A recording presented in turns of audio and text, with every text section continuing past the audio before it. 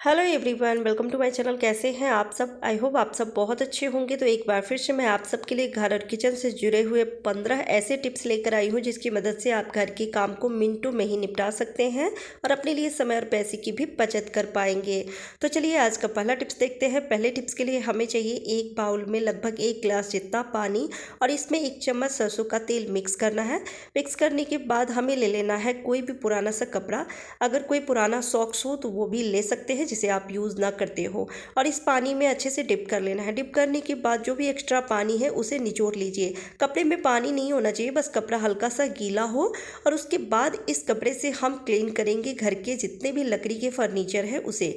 जैसे विंडो हो गया, गेट हो गई, इस पर भी धूल डस्ट बैठती है जिसकी वजह से इसकी जो चमक है वो कम हो जाती है, बहुत ही गंदी दिखती है, पुरानी दिखती है। तो जब आप इस टिप्स के साथ उसे क्लीन करेंगे तो विंडो, गेट या फिर लकड़ी के जो भी फर्नीचर है बिल्कुल नए जैसी हो जाती है। जिसकी शाइन पूरी तरह से चली जाती है वो शाइन वापस आ जाती है और फर्नीचर सारे ही चमक जाते हैं, एकदम नई जैसी हो जाती है। बहुत ही बढ़िया टिप्स है। आप चाहें तो इस पानी में 1 चम्मच विनेगर भी डाल सकते हैं। तो इससे कीड़े नहीं लगते हैं, फंगस नहीं लगते हैं लकड़ी के जो भी फर्नीचर होते हैं उसमें। तो कैसा लगा आपको ये टिप्स कमेंट करके ज़रूर बताइएगा। दूसरा टिप्स है सीजर को लेकर। जिस सीजर से आप कपड़े कट करते हैं वो सीजर या फिर इस तरह से जो छोटी वाली सीजर होती है इसकी भी घर में बहुत ज़्यादा ज़रूरत होती है। जो भी राशन के पैकेट होते हैं उसे हम कट करते हैं या फिर बहुत सारी चीज़ें, कई बार तो कपड़े भी इससे कट कर लेते हैं। तो इसकी जब धार कम हो जाती है तो बहुत मुश्किल होता है, मार्केट लेकर जाओ, धार तेज करवाओ। तो एक आसान तरीका बताती हूँ जिससे कि आप घर पर बैठे बैठे ही इसकी धार को तेज कर सकते हैं। बड़ी वाली सीजर की भी धार को तेज आप कर सकते हैं और वो भी फ्री में। तो दवाई तो हम सभी खाते ही है, किसी न किसी तरह की प्रॉब्लम आजकल हर इंसान को होती है। तो जो खाली पत्तर बच जाते हैं दवाई का उसे फेंकने के बजाय आप इस तरीके से जो भी सीजर है जिसकी धार बहुत ही कम हो गई है, कपड़े नहीं कट पा रहे हैं या फिर पेपर नहीं कट पा रहे हैं, तो आप इस तरीके से बारीक बारीक कट कर लीजिए। आप देखेंगे इसकी धार बहुत ही शार्प हो जाती है। पेपर जो नहीं कट कर पा रही थी सीजर, वो कपड़े भी कट हो जाती है बहुत अच्छे से। अगला टिप्स है दाल या चावल। कई बार होता है कि हम कुकर में रख देते हैं बनने के लिए और गैस पर रख के भूल जाते हैं, किसी और काम में लग जाते हैं। हम लेडीज़ के पास बहुत सारे काम होते हैं, खासकर मॉर्निंग के टाइम में। तो अगर बनने के लिए रख दें और फिर ध्यान से निकल जाती है तो ज़्यादा विशल लग जाती है, फिर वो खाना ओवर कुक हो जाता है। अब चावल अगर ओवर कुक हो जाए तो फिर बच्चे बड़े कोई भी खाना नहीं चाहता है। जैसे ही याद आती है गैस ऑफ करके और जो भी प्रेशर होता है वो रिलीज़ इस तरीके से कर देते हैं। लेकिन उसके बाद भी चावल कुक होती रहती है क्योंकि कुकर बहुत देर तक गर्म रहती है। तो इसको तुरंत लो टेम्परेचर पे लाने के लिए आप क्या करें, कोई बड़ा सा बर्तन ले ले, थाली या परात ले सकते हैं। और आपको सीटी को ऊपर करके भी प्रेशर निकालने की ज़रूरत नहीं है। बस आप 1 गिलास पानी लीजिए और कुकर के लीड पे इस तरीके से थोड़ा थोड़ा डालना है। जैसे ही आप डालेंगे कुकर का जो प्रेशर है, जो भी प्रेशर होगी वो तुरंत रिलीज हो जाती है, साथ में कुकर लो टेम्परेचर पे आ जाती है। तो खाना और ओवर कुक नहीं होगा।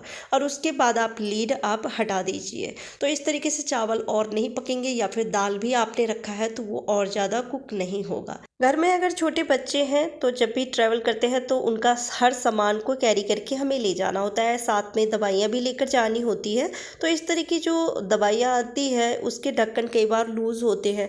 तो अगर पर्स में, बैग में, जहाँ पर भी रखे दवाई लीक हो जाती है, फिर कपड़े गंदे होते हैं, पर्स भी गंदे हो जाते हैं, या फिर बैग में रखे हैं तो बैग भी गंदी हो जाती है। तो इसके लिए एक बहुत ही छोटा सा और काम का टिप्स बता रही हूँ कि हमें ले लेना है पॉलीथीन, जिसपे सब्जी लेकर आते हैं। पॉलीथीन बहुत सारे ऐसे किचन में पड़े रहते हैं, तो उसका एक छोटा सा टुकड़ा कट कर लेना है।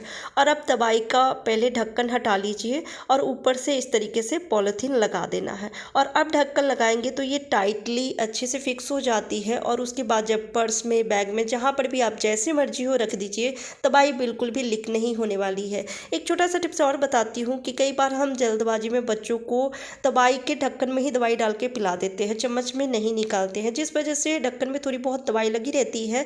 और उसके बाद जब हम बॉटल में इसे लगा देते हैं तो धीरे धीरे दवाइयाँ ऐसे पूरे बॉटल में लग जाती है और जहाँ पर भी रखते हैं दवाई के बॉटल को वो जगह भी गंदी हो जाती है। तो आप रबर बैंड इस तरीके से लगा दीजिए, कोई भी पुरानी रबर बैंड हो उसे लगा देंगे तो जो भी दवाई है वो यही एब्जॉर्ब कर लेगी, तो पूरी बॉटल गंदी नहीं होगी और जिस भी जगह पे आप बॉटल रखते हैं, दवाइयाँ रखते हैं, वो जगह भी गंदी नहीं होगी। चलिए अगला टिप्स देख लेते हैं। अगला टिप्स है सीज़र को लेकर। जो सिलाई करते हैं उनके पास काफ़ी सारे सीज़र होते हैं, छोटे वाले भी होते हैं और कपड़े कट करने वाली जो बड़ी सीज़र आती है वो भी रहती है। कई बार कुछ सीज़र हम यूज़ नहीं करते हैं, लंबे टाइम से ऐसे ही रखा रहता है तो जंग पकड़ लेती है। अब उस जंग को हम कैसे साफ़ करें, क्योंकि अगर जंग साफ़ नहीं होगी तो फिर सीज़र फिर काम नहीं करती है, उसकी धार कम हो जाती है, कपड़े भी कट नहीं होते हैं। तो इसको क्लीन करने के लिए हम चाय पत्ती का यूज़ करेंगे। चाय पत्ती ज़्यादातर चाय बनाने में ही यूज़ होती है, लेकिन आप सबको पता होगा, जिन्हें नहीं पता है उन्हें मैं बता दूं कि चाय पत्ती क्लीनिंग में भी बहुत ज़्यादा ही हेल्प करती है। कांच के बर्तन, स्टील के बर्तन भी हम इससे बहुत अच्छे से साफ़ कर सकते हैं। तो यहाँ पे मैं ली हूँ आधी चम्मच चाय पत्ती और 1/4 चम्मच बेकिंग सोडा और बिल्कुल थोड़ा सा white Colgate paste. White Colgate paste ही लीजिएगा और इन तीनों चीज़ों को मिक्स कर लेना है। मिक्स करने के बाद कॉटन की मदद से इस मिश्रण को हम कैंची के ऊपर लगाएंगे। जहाँ पर भी जंग लगा हुआ है वहाँ पे लगाने के बाद इसे छोड़ना नहीं है, बस तुरंत रफ़ कर लीजिए। रफ़ करते ही आप देखेंगे कि बहुत अच्छे से साफ़ हो जाती है। अगर बहुत ज़्यादा पुरानी है कैंची और जंग बहुत ज़्यादा लगा हुआ है तो आप फॉइल पेपर में आप रख के इन मिश्रण को और उससे रफ़ करेंगे तो बहुत अच्छे से साफ़ हो जाती है। उसके बाद गीले टॉवल से इसे पोंछ लीजिए और फिर इसको सुखा भी लीजिएगा, क्योंकि अगर इसे अच्छे से नहीं पोंछते हैं, पानी लगी रहेगी तो वापस से जंग लग सकती है। अगला टिप्स है ब्रेड को लेकर। ब्रेड जब हम लेकर आते हैं तो जितना यूज़ होता है यूज़ कर लेते हैं, बाकी के जो ब्रेड बच जाते हैं इस तरीके से उसे पन्नी को ट्विस्ट करके और रख देते हैं, जिसकी वजह से इसमें हवा चली जाती है और ब्रेड ख़राब हो जाते हैं, खाना नहीं चाहता कोई। और अगर हम ज़्यादा टाइटली इसे ट्विस्ट करते हैं तो फिर ब्रेड के कई स्लाइस टूट जाते हैं, मुड़ जाते हैं। तो इसको अगर आपको ट्विस्ट करके ही रखना है, यानी कि इस तरीके से पन्नी को लपेट के ही रखना है, तो एकदम धीरे धीरे इसे इस तरीके से ट्विस्ट कीजिए और जो एक्स्ट्रा पन्नी बच जाती है उसको इसी में फिक्स कर देना है। इसकी वजह से ना ब्रेड ख़राब नहीं होती है, क्योंकि हवा बिल्कुल भी नहीं जाती है, एयर नहीं जाती है, तो ब्रेड जो है वो ख़राब नहीं होती है और इसकी जो स्लाइस है वो भी टूटती नहीं है, मुड़ती नहीं है। बहुत ही बढ़िया तरीका है। एक और आसान सा तरीका बताती हूँ कि आपको अगर ऐसे नहीं रखना है तो बस जितना भी ब्रेड का एक्स्ट्रा बचा हुआ है पन्नी, उसे बीच से हल्का सा कट लगाइए और कट लगाने के बाद आपको गांठ लगा देना है। 1 या 2 गांठ लगा दीजिए और इस तरीके से गांठ लगाइएगा जिससे कि आप दोबारा जब इस पैकेट को खोलें तो आसानी से खुल जाए। अगला टिप्स है पोहा को लेकर। कई घरों में पोहा डेली बनती है, बच्चों को बहुत पसंद आती है, बड़ों को भी पसंद आती है। बड़े तो मटर वाली जो पोहा बनती है, चूड़ा बनती है, वो भी खाना बहुत पसंद करते हैं, तो जिस वजह से अधिक मात्रा में पोहा घर में ला के रखते हैं। कुछ टाइम बाद उसमें कीड़े लग जाते हैं।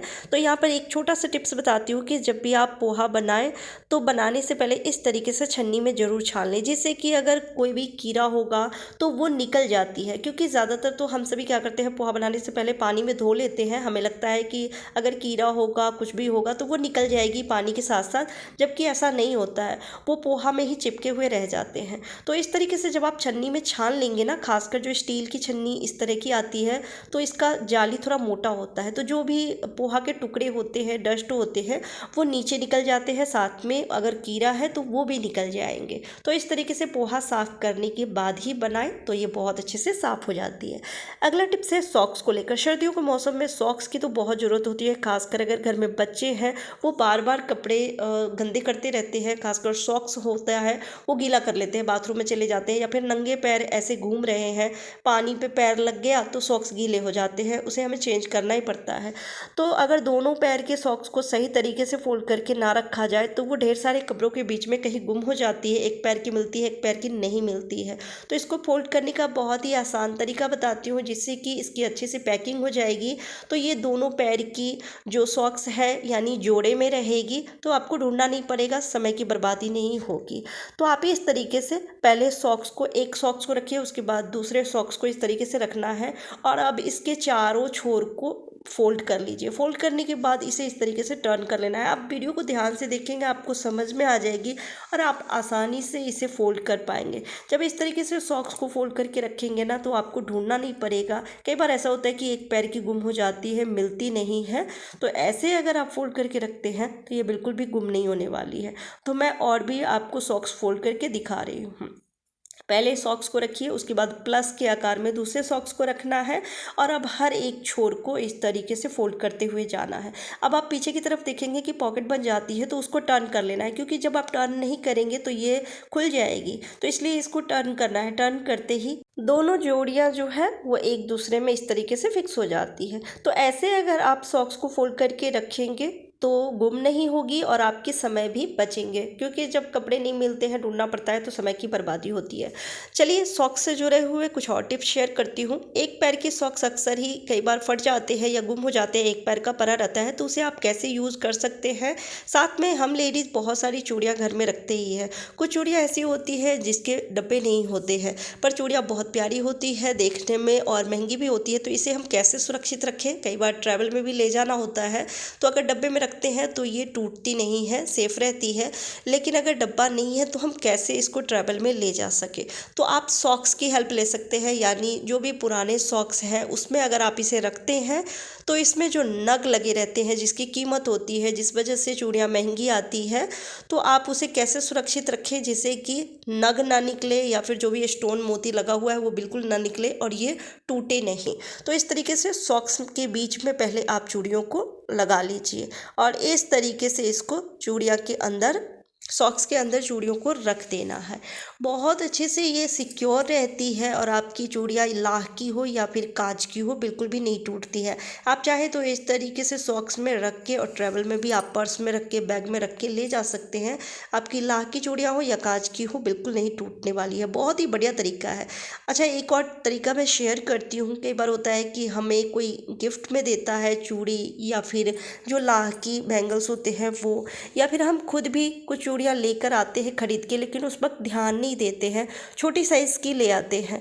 अब उसे हम कैसे पहने, तो आप सॉक्स की मदद से इसे पहन सकते हैं। वैसे तो साबुन लगा के या फिर ऑयल लगा के, लोशन लगा के हम हाथ को चिकना करके और फिर पहन सकते हैं, लेकिन उससे भी आसान तरीका बताती हूँ।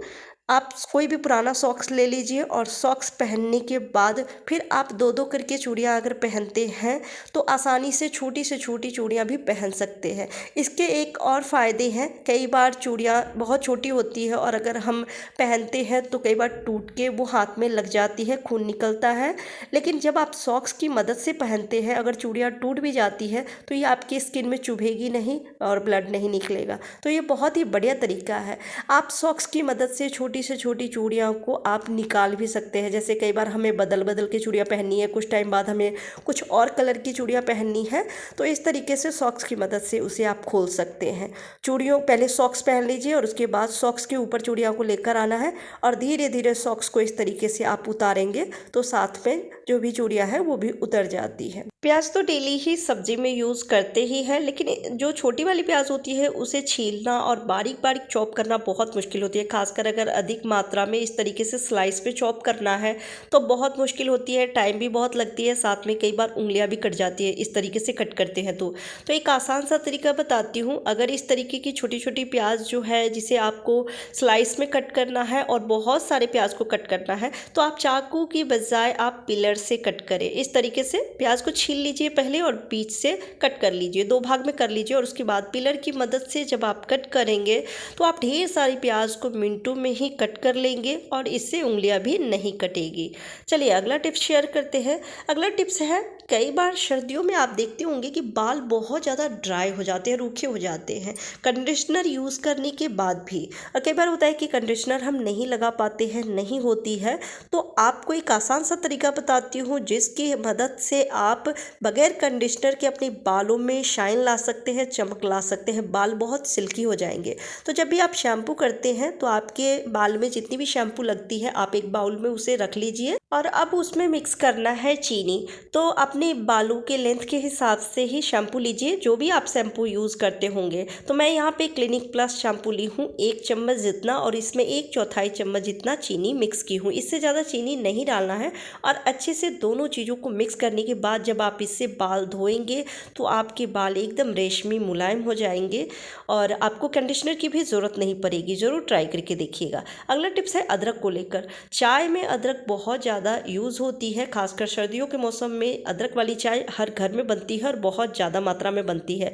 पर अगर अदरक को हम चाकू से छीलते हैं तो अदरक बहुत वेस्ट हो जाती है, और सर्दी हो या गर्मी अदरक बहुत महंगी मिलती है। तो इसे छीलने का एक आसान तरीका बताती हूँ। आप ले लें स्पून, और स्पून की मदद से इस तरीके से जब आप छिलके हटाएंगे इसके, तो सिर्फ स्किन निकलती है। अदरक के जो भी स्किन होते हैं, छिलके होते हैं, बस वही निकलती है, अदरक वेस्ट नहीं होते हैं। और आपको लगता होगा कि इससे समय बहुत ज़्यादा लगती है, तो समय भी नहीं लगती है, बल्कि चाकू से जितना समय लगता है उससे कम टाइम लगती है। तो आप देख सकते हैं कि मैं अदरक छील ली हूँ और अदरक के सिर्फ स्किन निकली है, छिलका ही सिर्फ है, अदरक बिल्कुल भी वेस्ट नहीं हुई है। बहुत ही बढ़िया तरीका है। अगला टिप्स है सिल्वर की ज्वेलरी को लेकर। पायल, बिछुआ या फिर रिंग हम सभी पहनते हैं लेडीज़, लेकिन उस पर धूल मिट्टी बैठती है, साफ़ कर लेते हैं घर पर ही। पर बहुत सारी ऐसी सिल्वर की ज्वेलरी होती है जिसे हम यूज़ नहीं करते हैं, उसके बावजूद भी वो काले पड़ने लगते हैं रखे रखे ही। तो इसको रखने का एक बहुत ही बढ़िया तरीका बताती हूँ, जिससे कि जो भी सिल्वर की ज्वेलरी है वो काले नहीं पड़ेंगे, सालों साल एकदम चमकदार नए बने रहेंगे। तो आप ले लें फॉयल पेपर, जो कि हम सभी किचन में रखते ही हैं, बच्चों को खाना इसमें रैप करके देते हैं। तो आप उसको जितनी भी सिल्वर की ज्वेलरी है इस तरीके से उसमें लपेट के रखें, तो सालों साल एकदम नए बने रहेंगे और आपके खर्चे भी बचेंगे, समय भी बचेंगे। क्योंकि जब हम ज्वेलर के पास जाते हैं इसे साफ़ कराने के लिए तो समय भी लगती है, पैसे भी खर्च होते हैं, एक डर भी रहता है, रिस्क रहता है। तो ये बहुत ही बढ़िया तरीका है, आप ज़रूर ट्राई करके देखिएगा। अगला टिप्स है चश्मा को लेकर। आजकल बच्चे बड़े सभी चश्मा लगाते हैं, तो जो भी चश्मा होता है इस तरीके के बॉक्स में होते हैं। कई बार ये बॉक्स गुम हो जाती है, इधर उधर रख देते हैं, नहीं मिलती है। तो अगर ट्रैवल में ले जाना है चश्मे को, हम कैसे ले जाए, या फिर बच्चे अक्सर ही सिर्फ पढ़ने के समय लगाते हैं, बाकी के टाइम चश्मा ऐसे ही पड़ा रहता है, तो इसको कैसे सुरक्षित रखें, तो इसके लिए एक आसान सा तरीका बताती हूँ। अगर चश्मे का बॉक्स खो गया है तो अक्सर ही घर में कोई पुराना चार्जर जैसे ख़राब हो जाती है, लीड ख़राब हो जाती है, तो हम मंगाते हैं, तो इस तरीके के बॉक्स में ही लीड आती है। तो ये बॉक्स फेंकने के बजाय आप चश्मा रखने में यूज़ में ले सकते हैं, काफ़ी ये मजबूत बॉक्स होती है। तो इस तरीके से चश्मा रख लीजिए। जब आपको नहीं पहनना हो तो आप चाहें तो पुराने सॉक्स को भी इस डब्बे में इस तरीके से पहना सकते हैं। पहनाने के बाद ये और मजबूत हो जाएगी डब्बा, और अगर कई बार गिर भी जाती है, बच्चों के हाथ लग जाते हैं, गिर जाते हैं, तो चश्मा बिल्कुल टूटने वाली नहीं है। तो कैसा लगा आपको आज के सारे टिप्स, कमेंट करके जरूर बताइएगा। अच्छी लगी हो तो वीडियो को लाइक एंड शेयर कर दीजिएगा। Bye bye, take care.